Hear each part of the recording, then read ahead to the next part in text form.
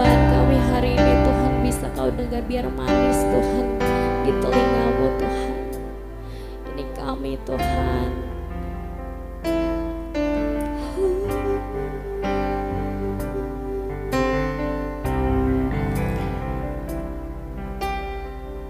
Terima kasih Tuhan.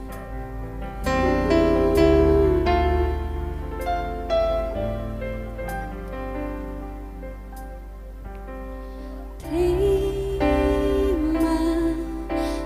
kasih buat kasih setiamu, penyertaan-Mu sempurna Tuhan. Penyertaan-Mu sempurna, janji-Mu tak pernah terlambat menolongku. Katakan terima kasih buat kebaikan Tuhan.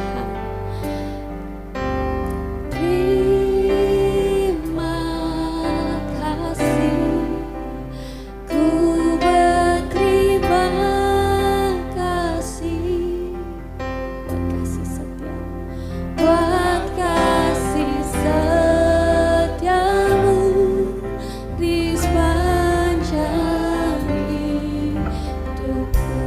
Kita nyanyikan ini dari awal. Setiap janji Tuhan biarlah dia terlukir di dalam hati kita. Setiap janji-Mu Tuhan ku simpan dalam lubuk hatiku. Lewati segala masalah percobaan Tuhan, lewati setiap masalah, setiap tetes air mata dalam hidupku. Janji-Mu menopang hidupku, kasih-Mu menuntun langkahku dalam setiap waktu. Penolongku yang aku percaya. Terima kasih Tuhan. Terima kasih buat kasih setiamu, penyertaan-Mu Tuhan.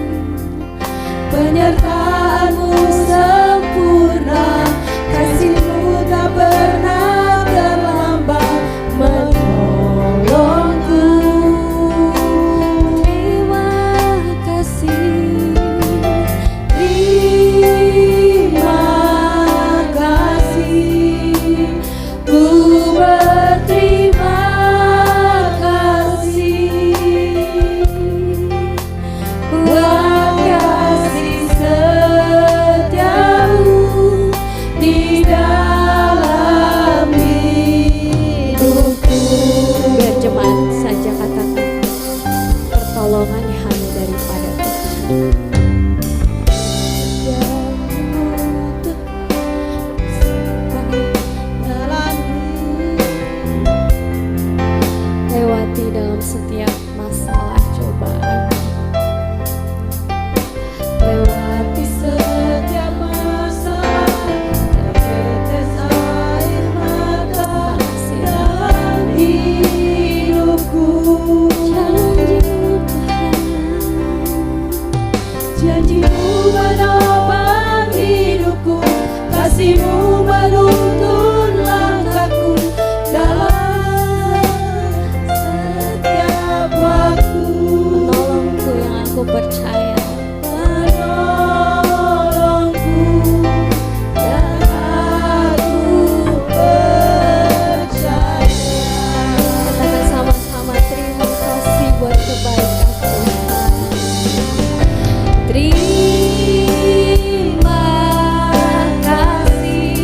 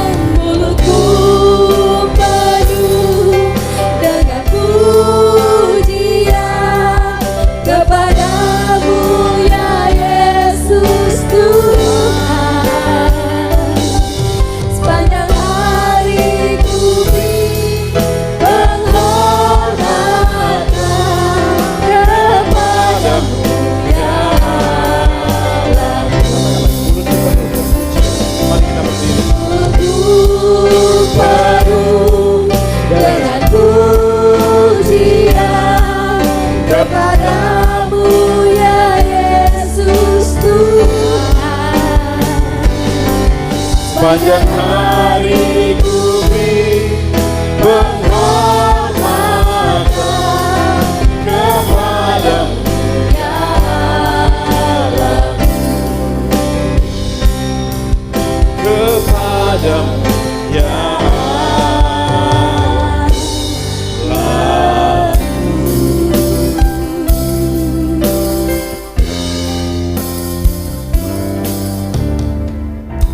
Pertolongan kita ibadah Minggu Kudus pagi hari ini hanya datang dari Allah Bapa, Putra dan Roh Kudus yang menciptakan langit dan bumi.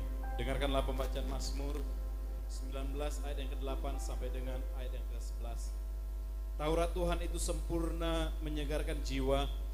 Peraturan Tuhan itu teguh, memberikan hikmat kepada orang yang tidak berpengalaman. Titah Tuhan itu tepat menyukakan hati. Perintah Tuhan itu murni, membuat mata bercahaya. Takut akan Tuhan itu suci, tetap ada untuk selamanya. Hukum-hukum Tuhan itu benar, adil semuanya. Mari kita tundukkan kepala dan kita bersatu dalam doa. Bapa, kami sangat mengucap syukur hanya karena anugerah-Mu, hanya karena kebaikan-Mu, bahkan hanya karena pertolongan-Mu, sehingga pagi hari ini kami masih ada sebagaimana kami ada. Inilah kami jemaat-Mu Tuhan, datang di bait-Mu yang kudus untuk menaikkan ucapan syukur kami atas kebaikan-Mu. Oleh karena itu Bapa, sebelum kami lebih lanjut masuk dalam ibadah kami, kiranya kekudusan Tuhan turun bagi kami. Ampunilah Tuhan segala dosa kami, segala pelanggaran, segala hal yang tidak menyenangkan hati Tuhan yang sudah kami lakukan sepanjang minggu, sepanjang hari yang sudah kami lalui. Kiranya Tuhan Yesus Kau ampuni kami. Engkau lihat di hati kami yang paling dalam. Kalau ada hal-hal yang tidak berkenan, kiranya Kau mengampuni kami, sehingga pagi hari ini kami layak di hadapan-Mu. Sehingga ibadah kami bukan ibadah yang sia-sia, tetapi ibadah yang mendatangkan sukacita, damai sejahtera, dan berkat bagi kami semuanya. Terima kasih Bapa. Kami mintakan juga kekudusan-Mu turun bagi setiap hamba-hamba-Mu yang ambil bagian dalam pelayanan. Worship leader, singers, para pemain musik yang menjalankan LCD Tuhan. Guru-guru yang mengajar anak-anak sekolah minggu. Bahkan hamba Tuhan yang akan menyampaikan kebenaran firman-Mu. Bahkan apapun yang menjadi bagian kami dalam pelayanan, kiranya kuduskan kami dan urapi Tuhan, sehingga setiap hamba-hamba-Mu ini layak melayani Engkau. Dan ketika mereka berdiri melayani Tuhan, sungguh-sungguh sukacita dan kemuliaan Tuhan ada bersama-sama dengan kami pagi hari ini. Terima kasih Bapa. Kami juga berdoa buat jemaat Tuhan yang belum tiba. Kalau mereka masih dalam perjalanan, sertailah mereka ya Tuhan. Tapi kalau mereka berhalangan hadir karena ada satu dan lain hal, kiranya juga Tuhan memberkati mereka dan sertai mereka. Tetapi kalau ada jemaat-Mu yang bermalas-malasan, yang melalaikan ibadah, kami berdoa dan mohon belas kasihan-Mu. Kiranya dengan kasih-Mu menegur mereka, sehingga di minggu-minggu depan mereka boleh ada bersama-sama kami di tempat ini, di jam-jam ibadah kami. Terima kasih Bapa yang baik. Kami juga tetap memberkati tetangga kiri kanan kami Tuhan. Biarlah ketika mereka mendengar pujian kami, ada sukacita yang melimpah-limpah di hati mereka. Bahkan ketika mereka mendengar firman-Mu, sungguh-sungguh ada roh pertobatan juga turun dalam kehidupan mereka. Terima kasih Bapa. Terpujilah Engkau Tuhan Yesus selama-lamanya. Inilah doa kami dan inilah ucapan syukur kami. Dan kami akan tahbiskan dan kami mulaikan ibadah kami ini hanya dalam nama Allah Bapa, Putra, dan Roh Kudus. Amin. haleluya, amin. Masih semangat ya? Tos dulu dong kiri kanannya. Selamat hari Minggu. Kita percaya ya Roh Kudus tercurah di tempat ini. Kita menyanyikan Roh Kudus tercurah di tempat ini.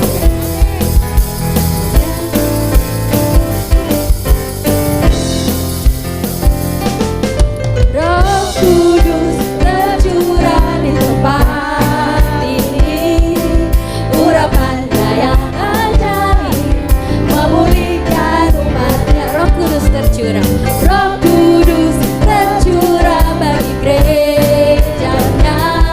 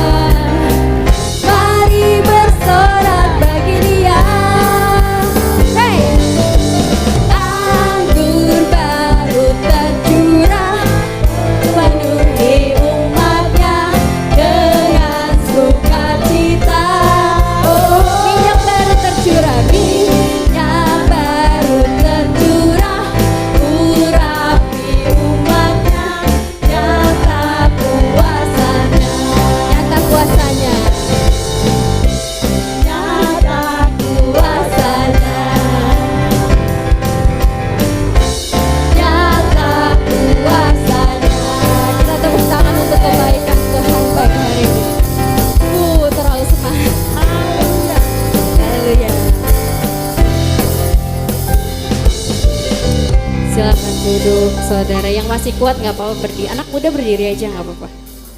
Kalian nggak boleh duduk ya. Masih kuat, bangun bangun bangun bangun bangun anak muda. Nggak apa-apa bercanda, silakan duduk.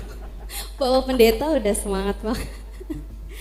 Kita menyanyikan satu kali lagi nyanyi pujian kita. Kita mau katakan hanya di dalam nama Tuhan Yesus Kristus.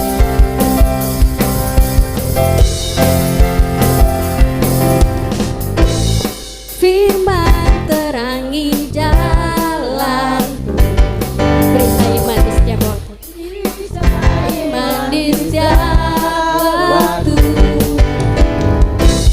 penuhiku dari segala, tak pernah ku takut karena Dia bersamaku, setia menjaga dengan kuasa mulia.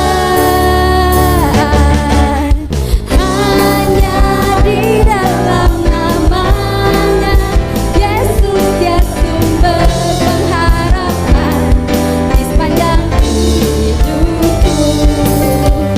Hanya di dalam kuasa-Nya pasti tersedia kemenangan bagiku selama-lamanya.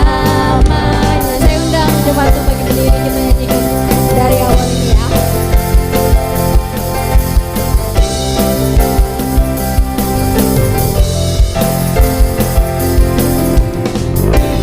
Firman terangi jalan, perisai iman di setiap waktu. Perisai iman di setiap waktu, lindungiku dari segala. Tak pernah ku takut karena Dia bersamaku, setia menjaga dengan kuasa mulia. Kita angkat tangan kita, hanya di dalam namanya, hanya di dalam namanya Yesus, Dia sumber pengharapan di sepanjang hidupku. Hanya di dalam kuasa-Nya pasti tersedia kemenangan bagiku selama-lamanya.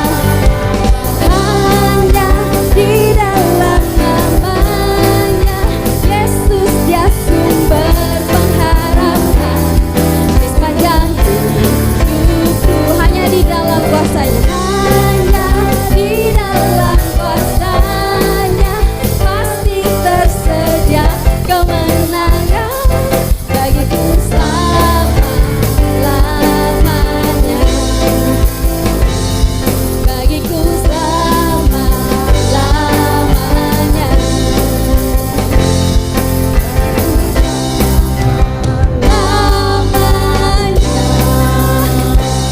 Silakan duduk jemaat.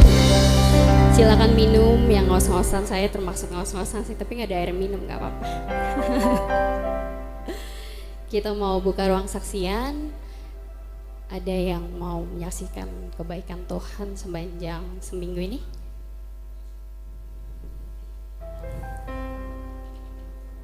Anak remaja mau nyanyi nggak? Oh, nggak nyanyi. Oh, kamu bapak.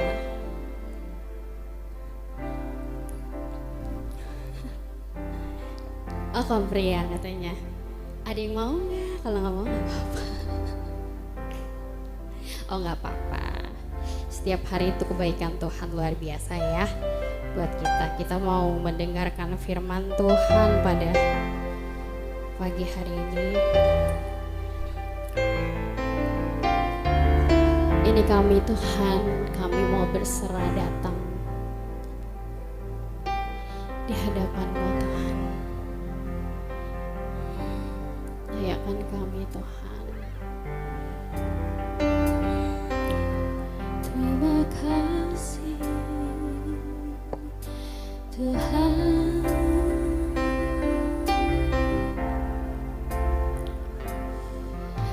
Bapakku datang dan bersama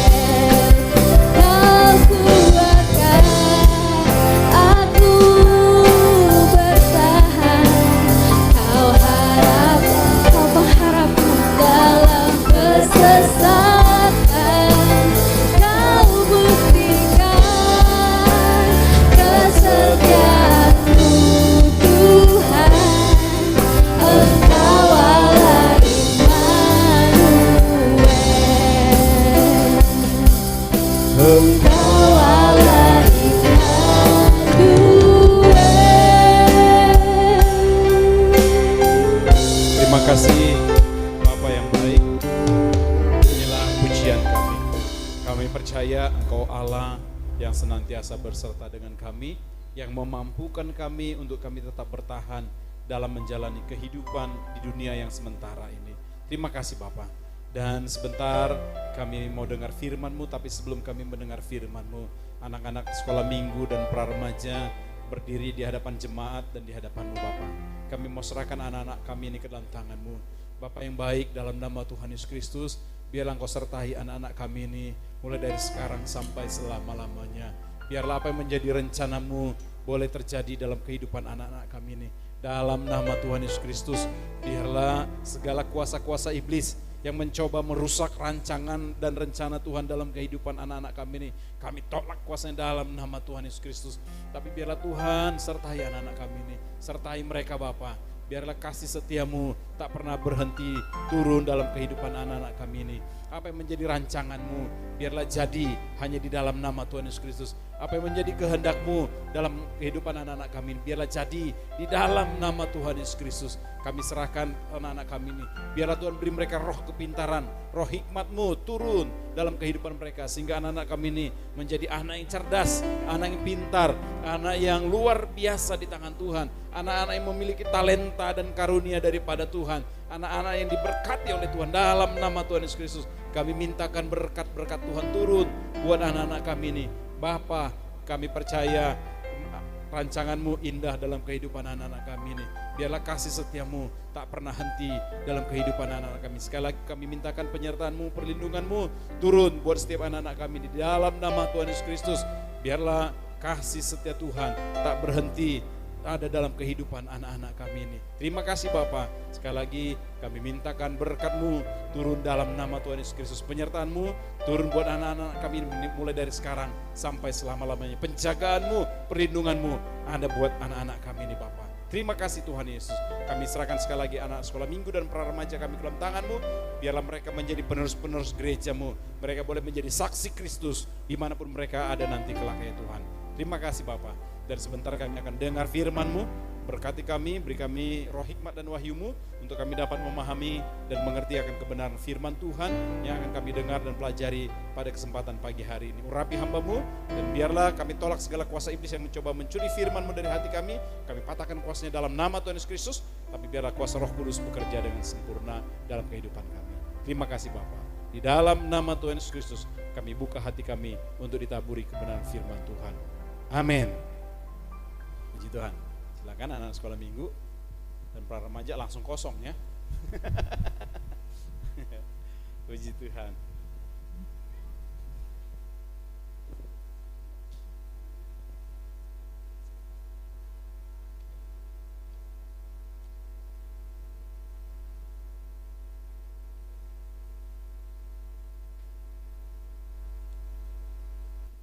Puji Tuhan. Shalom. Puji Tuhan, saya percaya kita kabarnya baik-baik semua, amin. Ya, saya sangat rindu dengan jemaat Tuhan, minta maaf ya 2 minggu berturut-turut tidak bisa ada di tengah-tengah jemaat karena memang ada banyak ibadah-ibadah Natal walaupun Bonataon dan segala macamnya ya. Jadi terima kasih untuk kesetiaan jemaat, boleh tetap hadir di dalam ibadah-ibadah kita. Baik, puji Tuhan Bapak Ibu Saudara. Dan pagi hari ini kita akan belajar satu tema yaitu mengenal Allah yang benar. Apa? Mengenal Allah yang benar. Karena kalau kita lihat di dunia ini banyak Allah-Allah lain. Nah kalau saudara lihat di Alkitab, itu kadang-kala ada tulisan kata Allah itu, ada A-nya besar semua, ada A-nya yang besar saja huruf pertamanya, ada A-nya yang kecil. Nah jadi artinya adalah kalau terjemahan Alkitab bahasa Indonesia ini kan memang agak kurang ya untuk menyerap dari bahasa aslinya. Ya, jadi kalau Allah kalau saudara baca di Alkitab, kalau Allah huruf besar semua itu merujuk kepada satu nama, yaitu nama waktu Musa bertanya, siapakah engkau Tuhan? Siapakah engkau? Ya, Tuhan berkata apa? Aku adalah aku. Ya, kalau dalam bahasa ditulis dalam bahasa Ibraninya itu yang disebut tentagram ya. Jadi YHWH, ya YHWH. Nah, jadi kalau orang Yahudi bertemu dengan kata YHWH, itu biasanya mereka nggak berani tulis. Kalaupun mereka tuliskan itu, ya yang saya pelajari Bapak Ibu ya, kalaupun mereka tuliskan itu, maka pena yang habis mereka tulis nama itu, mereka akan patahkan, buang, ganti yang baru. Kenapa? Karena begitu kudusnya bagi mereka nama itu. Makanya mereka dikatakan di dalam perintah yang ketiga ya, jangan menyebut nama Tuhan dengan sembarangan. Itu mereka lakukan. Jadi mereka nggak pernah berani menyebut nama YHWH itu. Bahkan untuk menyebutnya saja, untuk mengatakan itu mungkin banyak yang salah. Kenapa? Karena itu huruf konsonan semua, huruf mati semua. Jadi kalau ada orang bilang Yehova, ya, ada Yehova, ada Yehua, ya. Tapi kita nggak tahu kata yang sebenarnya. Namun makanya Alkitab merujuk itu huruf besar semua. Itu sama dengan kata YHWH kepada nama itu ya. Terus ada lagi A-nya besar, yang lainnya huruf kecil. Itu bagaimana? Nah, itu menunjuk kepada kata ganti nama Allah tadi. Yaitu apa? Ada yang Elohim. Ya, Elohim itu sama seperti kata debata. Ya, Elohim itu sama seperti kata Tuhan. Ya, dalam bahasa Indonesia. Ya, jadi bukan merujuk kepada mereka harus pakai kata ganti ya untuk menyebut nama Tuhan. Jadi dipakailah kata Elohim, El Shaddai, gitu ya. Saudara kalau dengar El Shaddai, Elohim, El Elyon dan lain sebagainya. Itu menyebut menjadi gelarnya nama Tuhan. Ya, terus ada lagi kalau kata A-nya hurufnya kecil semua. Ini menunjuk kepada apa? Ilah-ilah lain, Allah-Allah lain. Artinya apa? Ternyata di dalam kehidupan kita di dalam dunia ini ada banyak Allah. Ya, ada banyak Allah. Artinya apa? Apa sih kalau saya renungkan ya, Allah itu bagaimana ya? Allah itu adalah kepada sesuatu yang akhirnya kita taat, tunduk dan menyembah Dia. Taat, tunduk dan menyembah kepada Dia. Itulah yang disebut dengan sebuah kata Allah. Kita taat tunduk kepada Tuhan Yesus ya. Tapi ada juga orang yang taat dan tunduk kepada apa? Kesenangannya. Taat dan tunduk kepada apa? Hartanya, kepada uangnya. Makanya Yesus berkata, kamu tidak bisa menjadi hamba terhadap dua tuan, kepada Allah atau kepada Mamon. Jadi penting Bapak Ibu Saudara, banyak orang yang akhirnya terikat hanya kepada Mamon.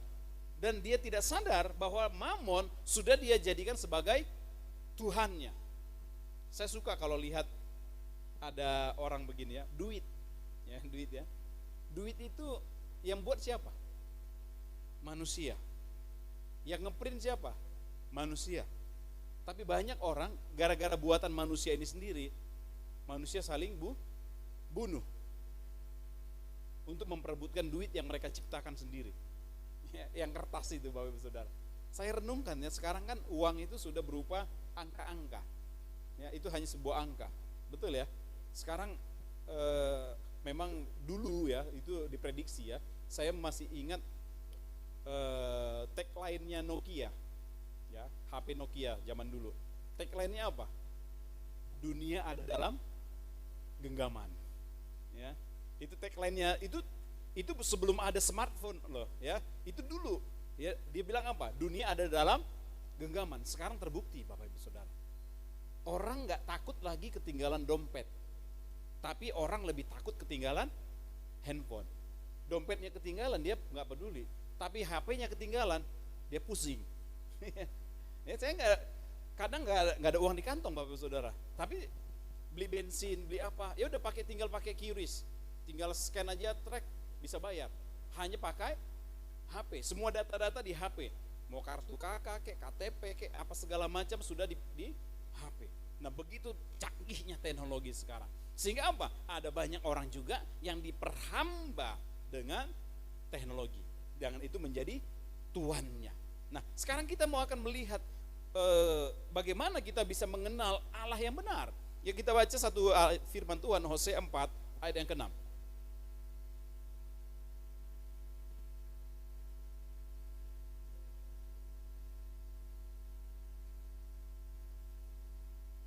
Hosea 4 ayat yang ke-6, tolong ditampilkan.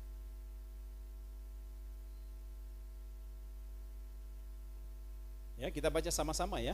Mari kita berdiri, kita baca bersama-sama karena ini satu ayat. Ya, dalam hitungan yang ketiga. Ya, 2, 3. Umatku binasa karena tidak mengenal Allah. Karena engkaulah yang menolak pengenalan itu, maka aku menolak engkau menjadi imamku. Dan karena engkau melupakan pengajaran Allahmu, maka aku juga akan melupakan anak-anakmu. Puji Tuhan, silakan duduk Bapak Ibu Saudara. Berbahagia setiap kita yang membaca, merenungkan, lebih-lebih lagi setiap kita yang menjadi pelaku-pelaku firman Tuhan. Nah, di dalam Hosea ayat 4 ini terdapat satu makna pelajaran bagi kita, yaitu apa? Sangat penting untuk kita mengenal Allah. Karena dikatakan umatku binasa karena tidak mengenal Allah. Kalau di dalam terjemahan lain dikatakan umatku binasa karena tidak memiliki pengetahuan tentang Allah. Jadi pengenalan akan Allah, pengetahuan tentang Allah itu penting bagi kita. Karena jangan sampai kita salah. Nah, pertanyaannya Bapak Ibu Saudara, benar gak sih ada Allah? Ini pertanyaan mendasar, ya. Mido, percaya ada Tuhan? Dari mana kamu tahu ada Tuhan?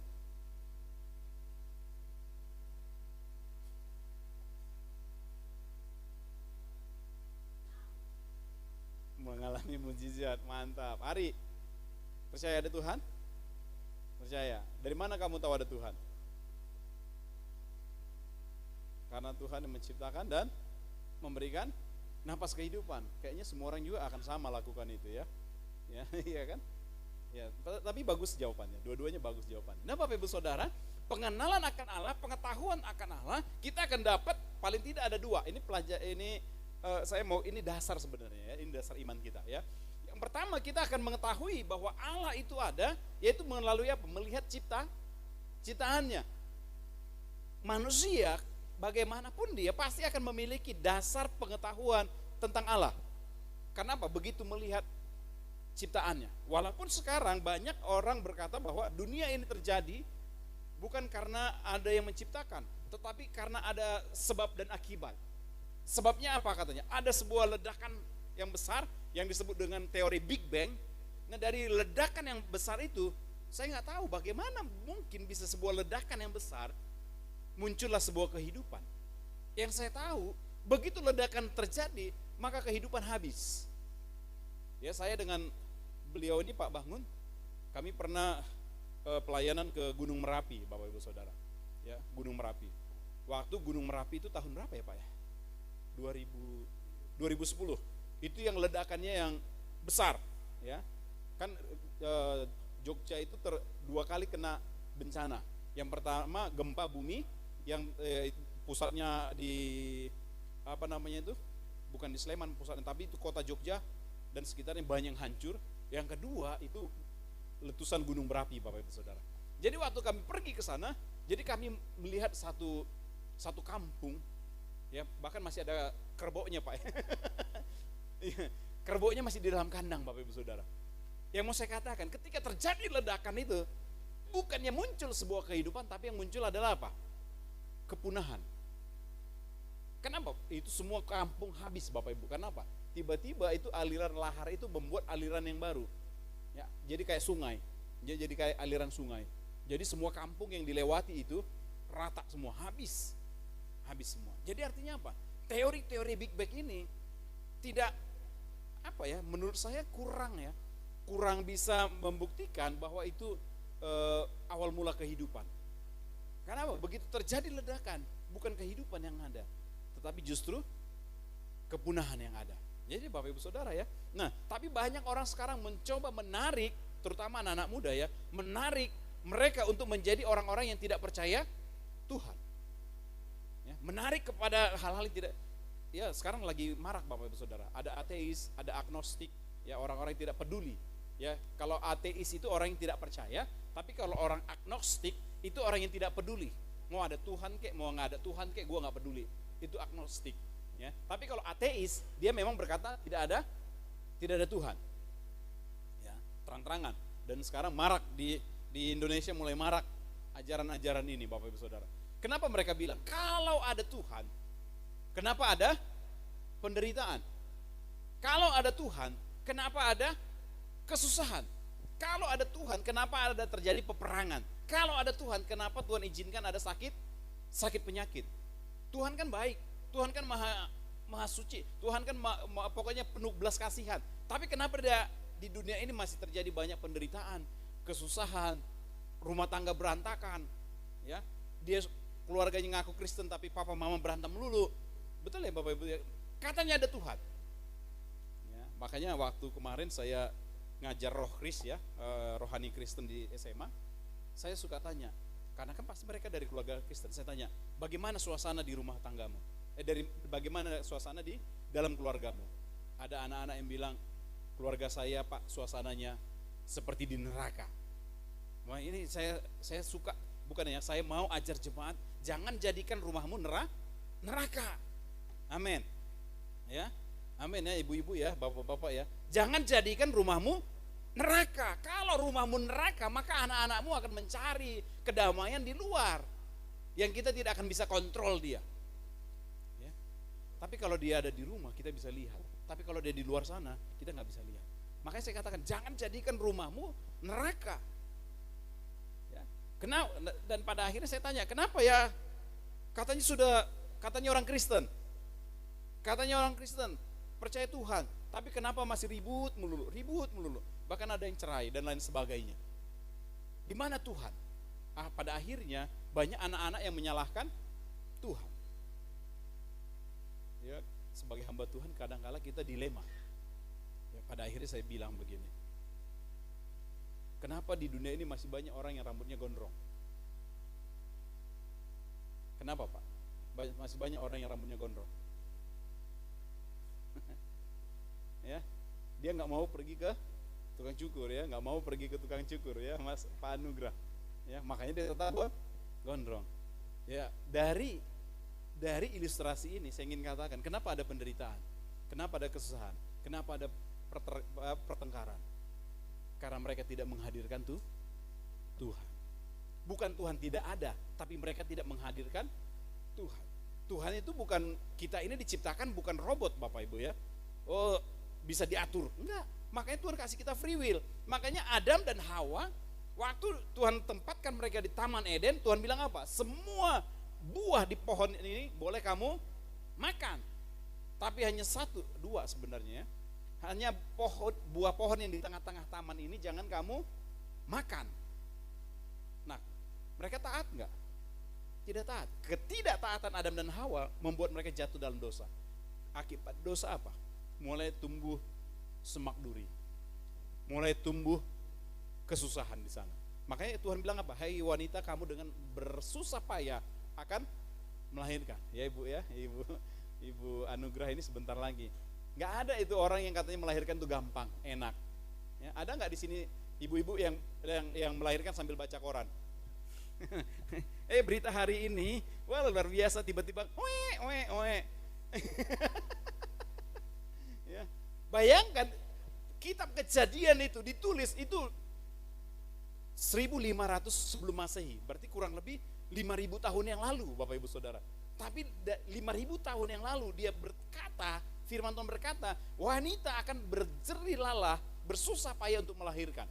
Kalau perkataan itu salah, ada wanita-wanita yang melahirkan dengan gampang, berarti firman Tuhan itu salah. Tapi ternyata saya belum pernah temukan ya, ibu-ibu itu melahirkan seperti yang tadi saya sebutkan. Tiba-tiba ya, sambil masak dia kan, sambil masak, oh udah lahir, Pak udah lahir nih Pak, tolong Pak anaknya Pak. Nggak ada Bapak Ibu Saudara. Bahkan dikatakan sampai mempertaruhkan nyawa. Itu membuktikan firman Allah itu benar Bapak Ibu Saudara. Apa yang disampaikan itu benar. Nah, oleh karena itu bagaimana kita bisa mengerti bahwa Tuhan itu ada, ya, sesuai dengan kebenaran firman Tuhan. Ya, kalau hanya lewat penyataan umum, kalau hanya lewat ciptaan-ciptaannya, semua dunia ini juga makanya kenapa kita nggak heran ada banyak agama di dunia ini, ada banyak Tuhan di dunia ini, nggak heran. Kenapa? Orang melihat dengan situasi ciptaan, maka dia berpikir pasti ada kausa utama yang membuat dunia ini ada. Makanya kalau zaman dulu animisme, ya, ada yang menyembah batu-batu besar, ada yang menyembah pohon-pohon, ya, bahkan sampai sekarang masih ada ya, bukan menyembah sebenarnya, masih banyak orang meletak sesajen. Saya dulu lama di pelayanan di Jawa, saya kurang paham ya, tapi kalau itu ada perempatan jalan di kampung itu perempatan jalan ya, bukan ada perempatan jalan, ada beringinnya, ya, di tengah, persis di tengah-tengah perempatan itu ditaruh kembang, pokoknya ditaruh kembang, taruh apa? Saya bilang kenapa ya? Setiap pagi ada aja yang bikin setiap pagi. Yaitu kepercayaan Bapak Ibu Saudara. Kenapa? Karena dia berpikir bahwa di tempat itu ada yang penghuninya, ya. Bahkan dari zaman nenek moyang kita dulu, kalau kita lewat dari tempat yang sepi, kita ngomong apa? Permisi ya, permisi. Nggak tahu permisi sama siapa. Ternyata Aceh sampai Papua sama ya, Ambon juga permisi. Ya bener ya. Itu ajaran nenek moyang kita, nggak tahu. Ya kalau mau lewat, permisi opung katanya. Siapa opung di situ? Ya. Kenapa? Itulah kesadaran awal manusia bahwa ada yang menguasai bumi ini. Tapi kalau hanya pengenalan seperti itu tidak akan membawa kita kepada pengenalan Allah yang benar. Ya, nggak mungkin. Ya, makanya nggak heran ada yang menciptakan Allahnya seperti ini, ada orang yang menciptakan Allahnya seperti ini. Dan saya ingin katakan, kalau hanya dengan pemikiran kita tidak akan bisa menemukan Allah yang benar. Nggak mampu kita. Terus bagaimana dong kita bisa menemukan Allah yang benar? Saya ingin katakan, untuk kita bisa berjumpa dengan Allah yang benar, harus dia sendiri yang turun. Harus dia sendiri yang turun dan memperkenalkan dirinya. Nggak bisa kita mencari dia. Nggak bisa Bapak Ibu Saudara. Harus dia yang turun mencari kita. Ya. Saya ambil ilustrasi begini. Ya. Saya kan orang Tebing. Kalau saya pulang ke Tebing, ke rumah saya, kira-kira saya bisa masuk rumah saya nggak? Bisa masuk rumah saya nggak saya? Bisa lah, rumah saya. Ya mau rumah saya kan gitu ya. Masuk saya. Ya. Ola bisa sampai nggak? Bisa masuk nggak ke rumah saya yang di Tebing? Hah? Bisa? Nggak bisa ya? Kenapa nggak bisa? Nggak tahu. Nggak tahu alamat. Ya saya kasih alamat deh. Ya. Bisa masuk nggak? Nggak bisa. Kenapa? Nggak ada kuncinya. Orang sama saya kuncinya. Ya kan? Mau dia di depan rumah saya kayak nggak, orang kuncinya sama saya. Ya kan? Nggak bisa masuk. Ya. Nah, terus bagaimana dia bisa masuk? Harus sama saya. Ya, saya bawa dia. Yuk kita ada family trip, apa namanya, mission trip ke Tebing. Yuk saya bawa jemaat. Ya, nanti kita nginap di rumah saya. Bisa masuk nggak ke rumah saya semua? Bisa. Kenapa? Saya yang bawa, ya betul kan? Saya yang bawa, pasti bisa masuk rumah saya. Nah begitulah kita ke sorga Bapak Ibu. Ya ke sorga. Banyak orang bilang, lewat sini ke sorga nih, bisa lewat ini. Dengan melakukan ini bisa ke sorga nih. Dianya sendiri belum pernah dari sorga. Makanya Allah itu harus turun, memperkenalkan diri. Makanya Yesus berkata, akulah jalan kebenaran. Ya, Yohanes 14 ayat 6. Ya, kata Yesus kepadanya, akulah jalan dan kebenaran dan hidup. Tidak ada seorang pun sampai kepada Bapa kalau tidak melalui aku. Kenapa dia berani berkata begitu? Karena dia dari sorga. Ya, kalau dia bawa kita bisa nyampe enggak? Nyampe. Karena dia dari sono. Ya, saya bawa saudara ke Tebing masuk rumah saya bisa enggak? Bisa, karena saya dari sana. Begitu juga Yesus pasti akan membawa kita ke sorga. Nah inilah yang membuat kita mengenal. Harus dia sendiri yang turun memperkenalkan dirinya kepada manusia. Sehingga kita bisa mengenal dia dengan benar. Banyak orang sekarang belum tahu, iya ya ada Tuhan apa enggak. Ya, saya ingin katakan Tuhan itu ada. Ya, Tuhan itu jelas ada. Karena apa? Dan hebatnya Bapak Ibu, kenapa kalau kita lihat Alkitab, ya salah satu bukti bahwa Tuhan itu ada. Ya, kita lihat di Alkitab dikatakan begini. Pada mulanya Allah menciptakan langit dan bumi. Manusia ditempatkan di mana? Taman Edennya di mana? Di bumi. Taman Edennya bukan di sorga. Ya, Taman Edennya ada di bumi. Jadi manusia diciptakan ditaruh di bumi. Manusia sekarang ini dengan kecanggihan teknologi berusaha untuk mencari ada nggak kehidupan di luar bumi. Ya, manusia sudah menemukan, dulu kan ada 7 planet, ya, Pluto, Mars, Merkurius, Jupiter, apalagi Saturnus, Uranus dan lain sebagainya. Ya, sekarang manusia mencoba mau hidup di planet Mars. Padahal di planet Mars itu tidak ada oksigen, ya. Walaupun manusia bisa membuat oksigen, manusia bisa dengan rumus-rumus kimia akhirnya bisa tercipta oksigen. Tapi kalau itu habis juga kehidupan. Nah, saya ingin katakan dari awal kitab Kejadian saja sudah berkata bahwa kehidupan hanya ada di bumi, bukan di tempat yang lain. Saya lihat kemarin itu ada satu teleskop, namanya teleskop Hubble, Bapak Ibu Saudara. Ya, teleskop Hubble ini dia mencoba menangkap citra yang di planet-planet yang terjauh dari sistem tata surya kita.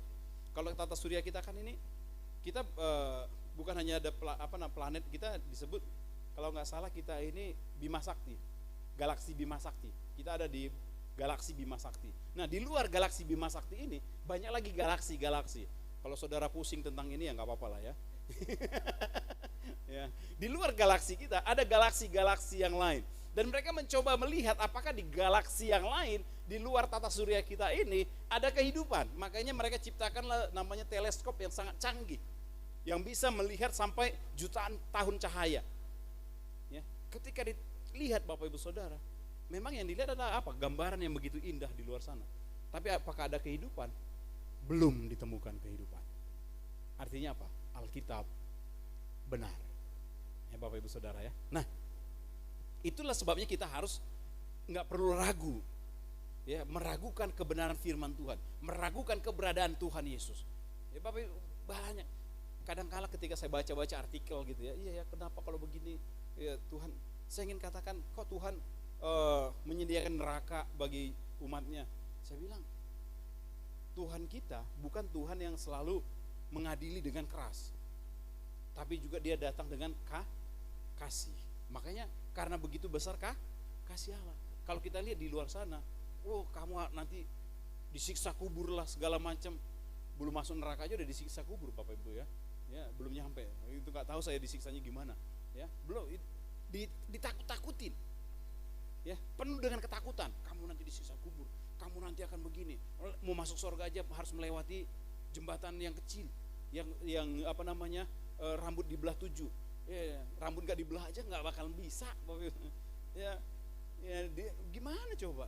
Ya, itu mereka ingin katakan bahwa untuk masuk surga itu sangat susah sebenarnya. Akhirnya apa? Di neraka itu nanti disetrika. Kalau saya dulu masih pernah baca ya satu buku bagaimana situasi di neraka. Badannya disiksa pakai disetrika pakai setrikaan. Saya bilang sekarang nggak perlu lagi pakai setrika, tinggal bukan strum, seperti almarhum papanya si Franz, tinggal masukin aja ke oven. Dibakar di oven, nggak perlu setrika gitu ya. Ini Bapak Ibu Saudara, itu penuh dengan ancaman supaya apa? Orang takut. Tetapi kalau kita lihat di dalam Alkitab, Tuhan Yesus tidak pernah mengancam. Justru dia bilang apa? Mari datang kepadaku, hai kamu yang letih lesu. Mari datang kepadaku, aku akan memberikan kelegaan kepadamu. Bertobatlah dan jangan berbuat dosa lagi. Aku mengampuni engkau, aku mengasihi engkau. Nanti Bapak Ibu Saudara, mana lebih enak dengarnya? Daripada ancaman, daripada kata pengampunan. Kata pengampunan. Ya Bapak Ibu, inilah Tuhan yang benar. Ya, Allah yang benar yang bisa kita kenal. Nah, jadi untuk mengenal Allah yang benar yaitu kita bisa melihat yang pertama itu tentu melalui Alkitab. Ya, kalau kita lihat di dalam 2 Timotius 3 ayat 16. Coba kita baca. Ya, 2 Timotius 3 ayat 16.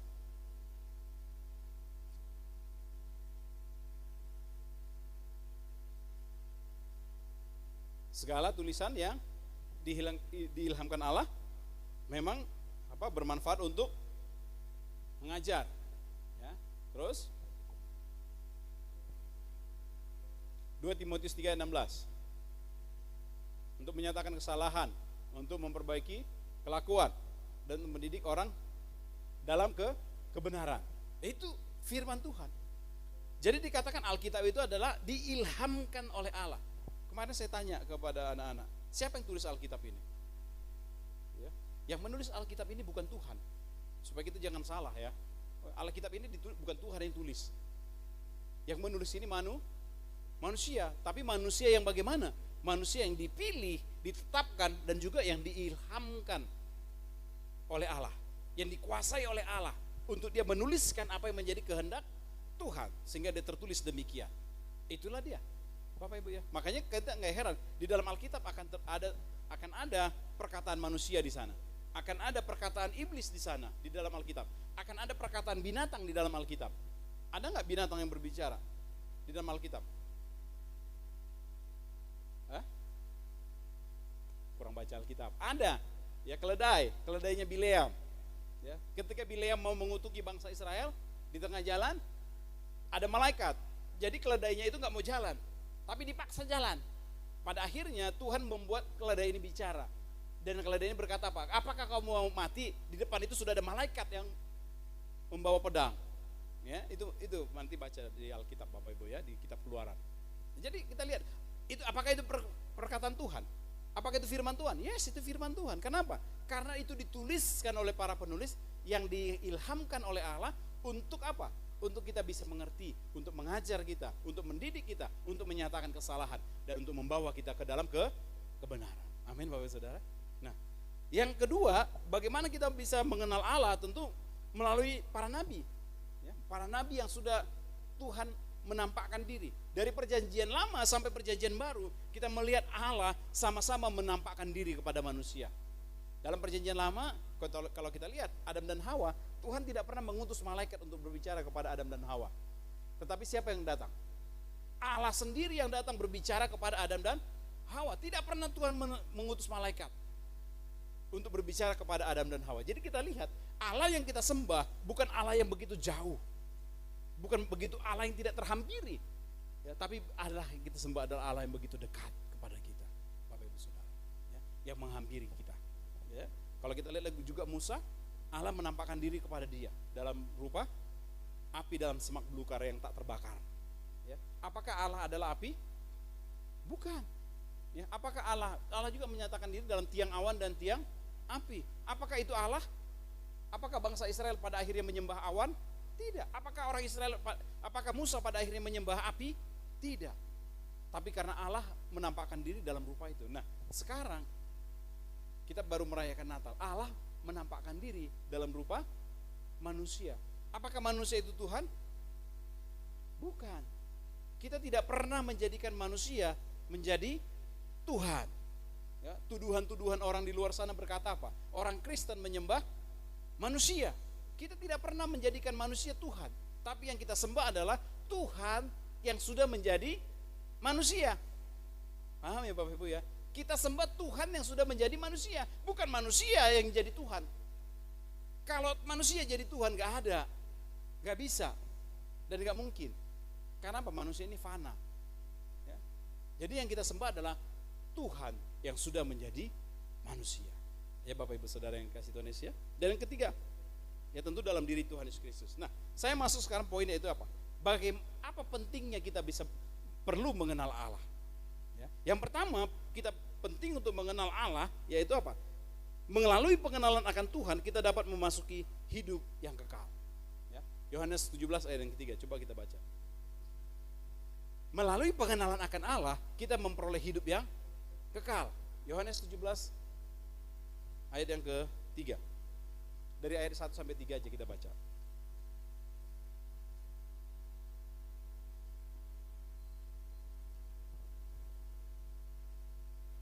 Demikianlah kata Yesus, lalu ia menengadah ke langit dan berkata, Bapa, telah tiba saatnya permuliakanlah anakmu supaya anakmu mempermuliakan engkau. Ayat 2.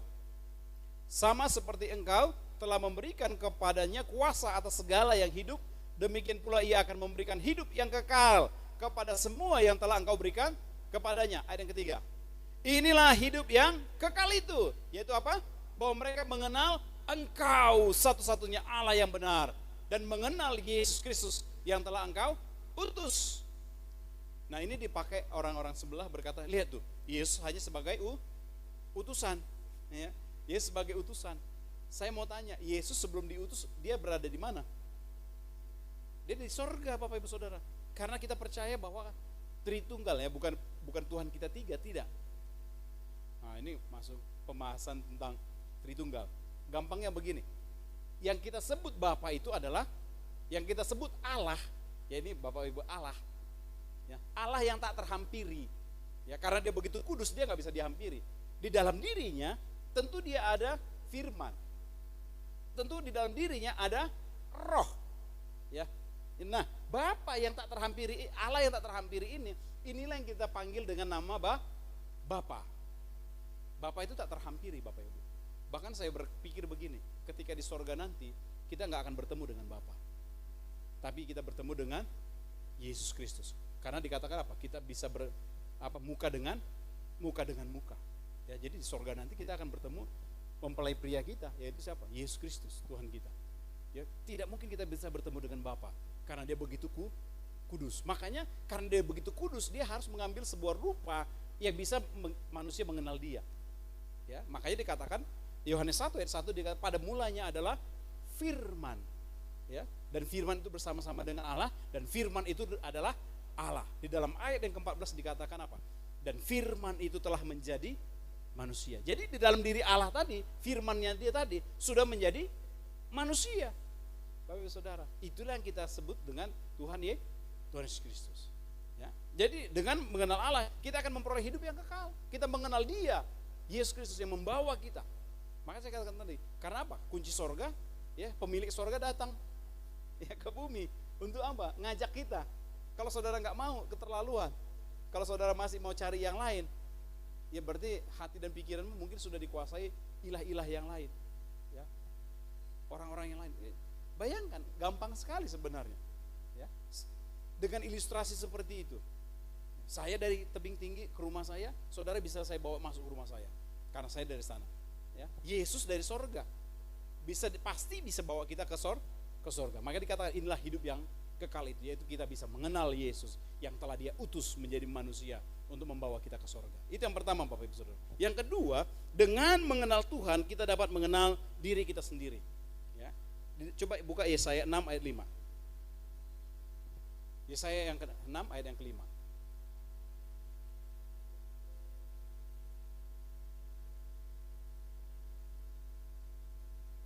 Yesaya pasal 6 ayat yang ke-5.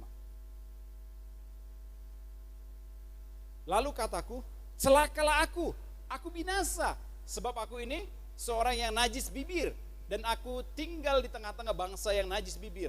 Namun mataku telah melihat Sang Raja, yakni Tuhan semesta alam.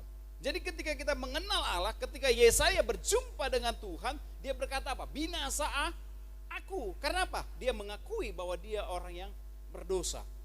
Banyak sekarang manusia nggak sadar kalau dia berdosa. Banyak manusia sekarang nggak sadar bahwa dia butuh Tuhan. Ya, karena dia masih kuat, dia masih sehat, dia bisa lakukan sesuatu. Dia pikir dia tidak butuh Tuhan. Ya, makanya ketika kita mengenal Dia, maka kita bisa mengenal diri kita. Ada lagunya berkata, siapakah aku ini Tuhan? Ya, siapakah aku ini? Ya, itu sebuah pertanyaan. Siapakah aku ini Tuhan? Mari kita bertanya, siapakah aku ini? Ya, dengan mengenal Allah, saudara mengenal diri sendiri. Sehingga apa? Ketika kita sadari bahwa kita orang yang berdosa, maka kita sadar bahwa kita butuh Tuhan dalam hidup kita. Ya, itu yang kedua. Yang ketiga, Bapak Ibu Saudara, ya, pengenalan akan Tuhan memberi kita pengenalan akan dunia. Ya, pengenalan akan Tuhan, kita akan mengenal dunia ini.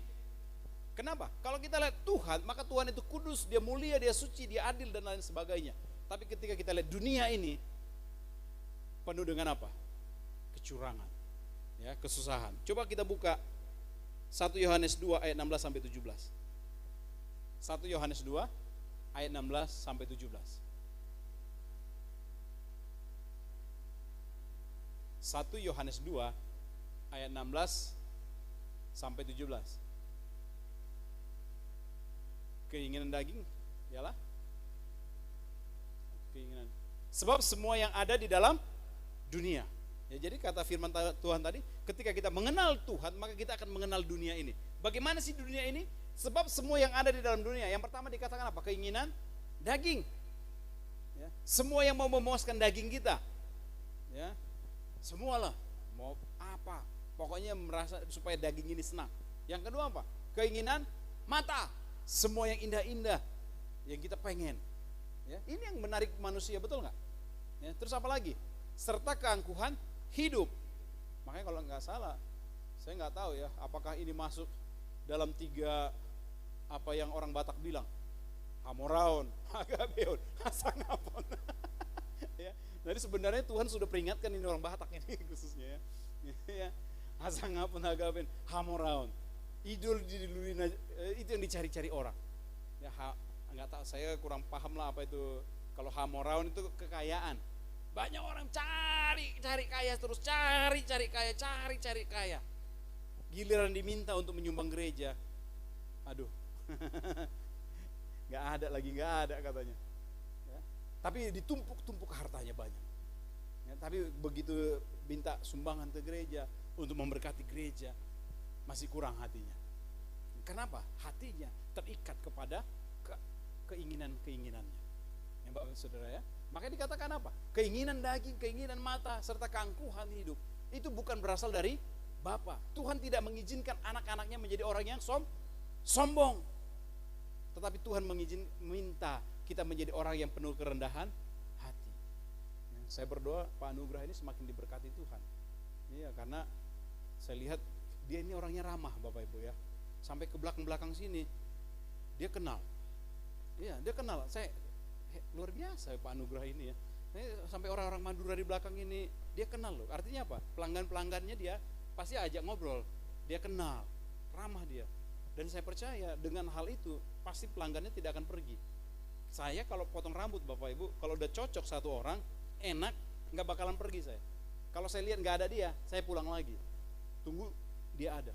Ya, jadi saya percaya dia akan diberkati Tuhan. Tapi ingat, jangan sampai ada keangkuhan hidup. Jadi catat ya Pak Anugrah, ini tanggal berapa, hari apa ya, Tuhan akan berkati kamu. Ya, catat ya. Tapi ingat, firman Tuhan berkata apa? Jangan sampai ada kesombongan, jangan sampai ada keangkuhan hidup. Orang kadang-kala Bapak Ibu Saudara, ketika dia susah dia bisa rendah hati ya. Tetapi ketika saya punya saudara ya, punya teman saudara, waktu dia masih belum ada apa-apa, sama kami ramahnya, baiknya. Tapi begitu dia sudah, rumahnya harganya ber-MM, mobilnya mobil Fortuner, jalannya udah beda. Begini, udah gak bisa nunduk Bapak Ibu. Pokoknya ngangkat aqua pun begini. Ya, itu bukan, saya nggak bohong. Ini saya lihat dengan mata kepala sendiri. Saya dalam hati saya berkata, kenapa ya di tengkuknya ada apa ya kali ya? Udah nggak bisa kali begini ya, sampai dia harus begini terus. Iya, saya bingung kadang lihat, apa kawan ini terlalu tegang begini, dagu naik, hidung naik. Ya, saya bilang Tuhan gak suka dengan orang. Kenapa? Orang yang meninggikan diri akan direndahkan Tuhan, tetapi orang yang merendahkan diri akan diangkat. Amin Bapak Saudara. Nah ini lah. Dan ayat ke-17 coba. Dan ayat 17. Dan dunia ini sedang lenyap dengan keinginannya, tetapi orang yang melakukan kehendak Allah tetap hidup selama-lamanya. Jadi kalau saudara cinta dunia, saudara akan lenyap. Tetapi ketika saudara menjadi pelaku firman Tuhan, maka saudara akan tetap hidup untuk selama-lamanya. Ya, pilihan hanya ada 2, ikut dunia atau ikut Tuhan ikut Tuhan yang benar, Bapak Ibu Saudara. Ya, itu yang ketiga. Yang keempat, pengenalan akan Tuhan akan membawa kepada kekudusan pribadi. Ya, pengenalan akan Tuhan akan membawa kita kepada kekudusan kita. Karena Tuhan kudus, maka hendaklah kita juga kudus. Ayat yang terakhir kita baca 1 Petrus 1 ayat yang ke-15. 1 Petrus 1 ayat yang ke-15.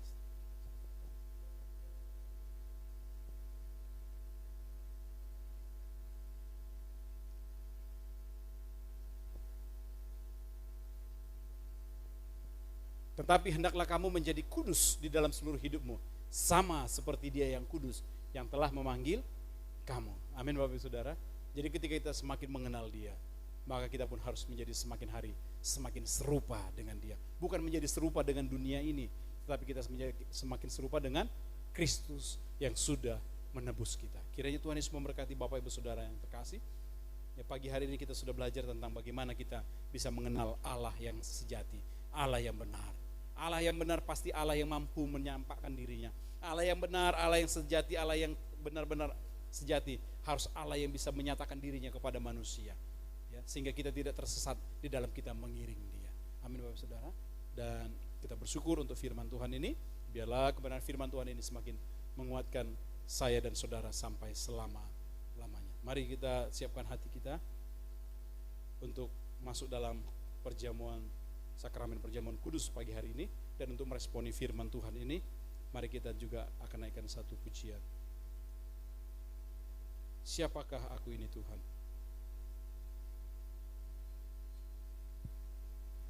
Kasih setiamu yang telah ku rasakan.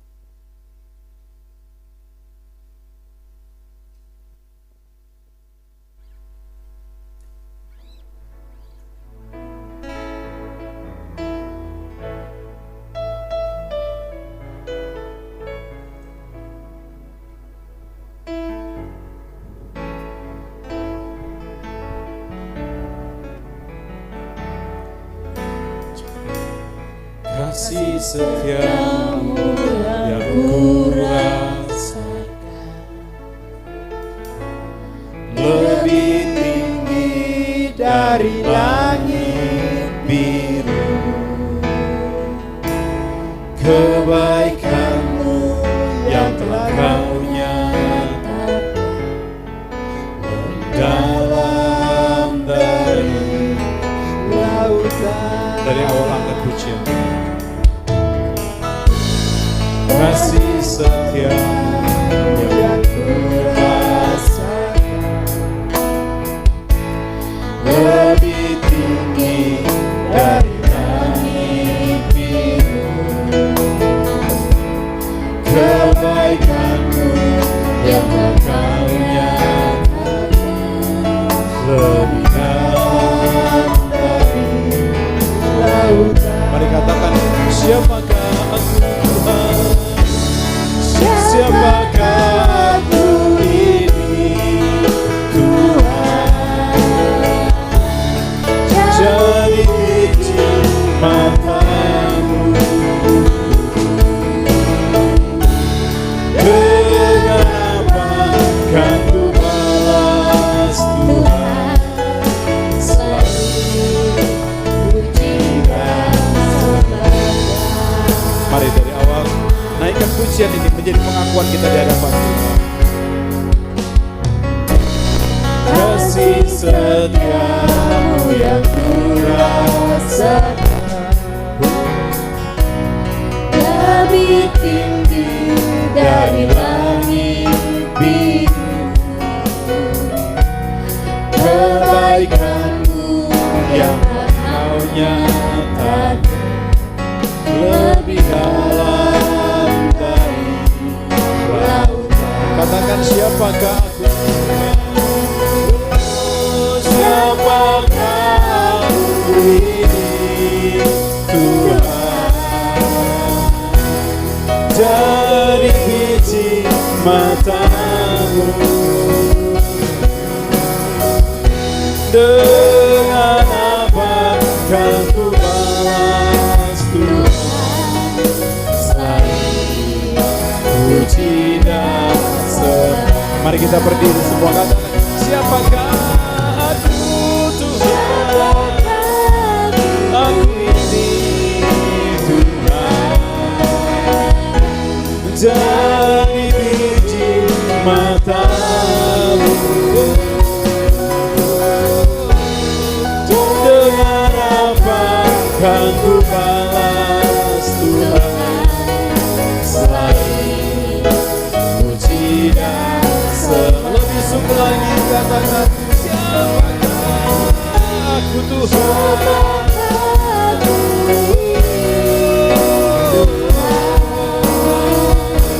Dari biji matamu.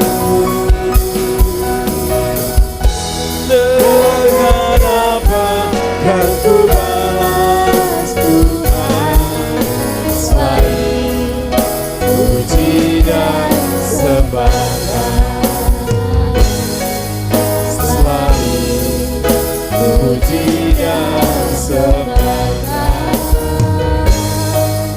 selain puji dan sembahkan.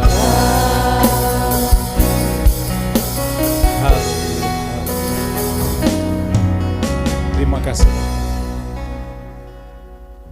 Ketika kami dengar firman-Mu, maka kami menyadari siapakah kami, Tuhan. Ketika kami semakin mengenal Engkau secara pribadi, maka kami menyadari bahwa kami ini bukan siapa-siapa. Kami ini adalah orang yang najis bibir. Kami ini adalah orang yang berdosa. Kami adalah orang yang hina. Bahkan kami adalah seperti kain kotor di hadapan-Mu. Tapi firman-Mu berkata, Engkau begitu mengasihi kami. Terima kasih Bapa untuk kasih setia-Mu. Terima kasih untuk kebaikan-Mu yang sudah Engkau limpah-limpahkan dalam kehidupan kami. Firman-Mu datang kepada kami pagi hari ini, untuk kami semakin mengenal Engkau, Allah yang benar, Allah yang sejati, Allah yang di dalam diri Kristus Yesus. Mengenal Yesus Kristus sebagai Allah yang sejati, yang sudah Engkau utus untuk membawa kami ke dalam kerajaan sorga, untuk membawa kami ke dalam kekudusan hidup kami, untuk membawa kami kepada meninggalkan keadaan dunia yang semakin jahat ini, kepada keinginan-keinginan dunia ini. Ajar kami Bapa, ajar kami Tuhan Yesus. Terima kasih Bapa yang baik. Dan pagi hari ini pun kami kembali akan menikmati sakramen perjamuan kudus. Kami mengingat kembali bagaimana pengorbanan Kristus di atas kayu salib, yang membawa kami ke dalam kekudusan, pengorbanan-Mu yang membawa kami ke dalam kelepasan dosa-dosa kami, sehingga kami bisa ada bersama-sama Engkau di surga yang kekal. Terima kasih Bapak. Kami mau masuk ambil bagian dalam sakramen ini, bukan menjadi sebuah kebiasaan semata, tapi kami masuk ke dalam sakramen ini untuk mengingat-ingat pengorbanan-Mu, untuk mengingat-ingat kasih setia-Mu dalam kehidupan kami. Terima kasih Bapak. Terima kasih Tuhan Yesus untuk pengorbanan. Terima kasih Bapak. Kuduskan setiap kami Tuhan. Kuduskan umat-Mu. Kuduskan hamba-Mu Bapak. Sehingga kami semua layak untuk ambil bagian dalam perjamuan kudus. Haleluya. Saya mau iring Yesus. Saya mau iring Yesus. Saya undang hamba-hamba Tuhan yang iring Yesus. Saya undang hamba-hamba Tuhan. Saya mau iring Yesus sampai selama-lamanya. Saya mau iring Yesus. Saya mau iring Yesus sampai selama-lamanya.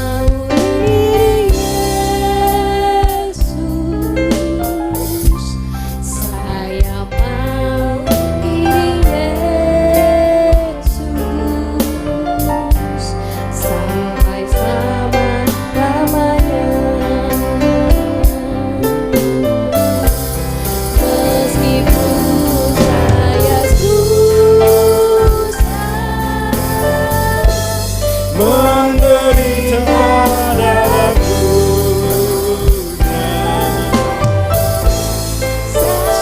saya mengikut Yesus selama-lamanya. Apakah seluruh jemaat Tuhan sudah mendapatkan roti dan anggur? Amin. Sebelum kita masuk dalam sakramen perjamuan kudus ini, mari bersama dengan gereja Tuhan sepanjang abad dan sepanjang masa kita akan mengucapkan pengakuan iman kita di hadapan Tuhan.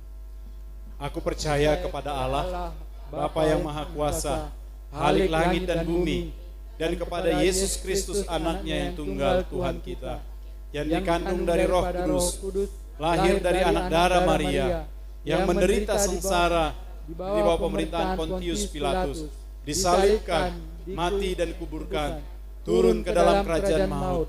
Pada hari yang ketiga, bangkit pula dari antara orang mati, naik ke sana, duduk di sebelah kanan Allah, Bapa yang Maha Kuasa, dan dari sana ia akan datang untuk menghakimi orang yang hidup dan yang mati.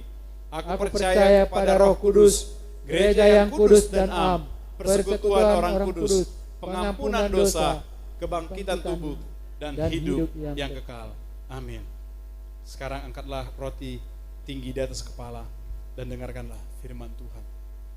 Sebab apa yang telah kuteruskan kepadamu telah aku terima dari Tuhan, yaitu bahwa Tuhan Yesus pada malam waktu ia diserahkan mengambil roti, dan sesudah itu ia mengucap syukur atasnya. Ia memecah-mecahkannya dan berkata, inilah tubuhku yang diserahkan bagi kamu. Perbuatlah ini menjadi peringatan akan aku. Kekasih-kekasih Kristus jemaat Tuhan, bukankah roti yang kita pecah-pecahkan ini adalah persekutuan dengan tubuh Kristus? Kan itu makanlah dalam nama Tuhan Yesus Kristus.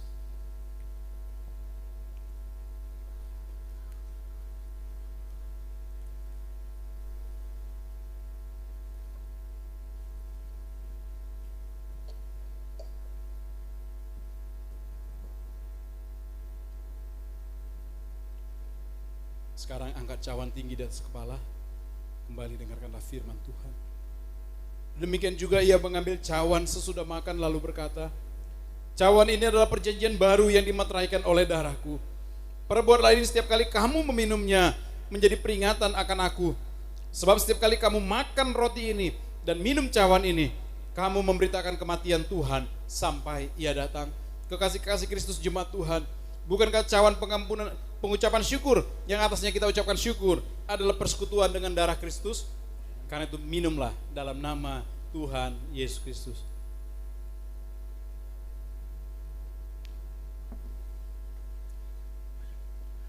Mari naikkan ucapan syukurmu kepada Tuhan. Naikkan mazmurmu kepada Tuhan. Haleluya. Kami bersyukur. Mari bermazmur kepada Tuhan. Haleluya. Terima kasih Tuhan. Terima kasih Kristus. Engkau baik, Engkau sangat. Haleluya.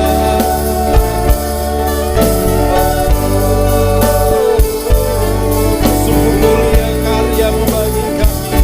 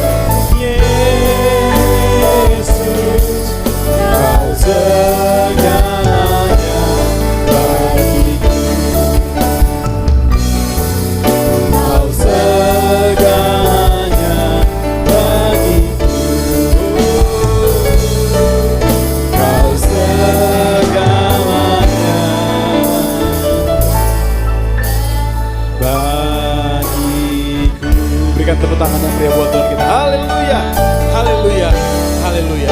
Terpujilah Engkau ya Allah. Allah yang sempurna, Allah yang benar, Allah yang kudus, Allah yang kami kenal di dalam nama Tuhan Yesus Kristus, yang sudah menebus kami, yang sudah menyatakan diri bagi kami, sehingga kami bisa mengenal Engkau dengan sempurna.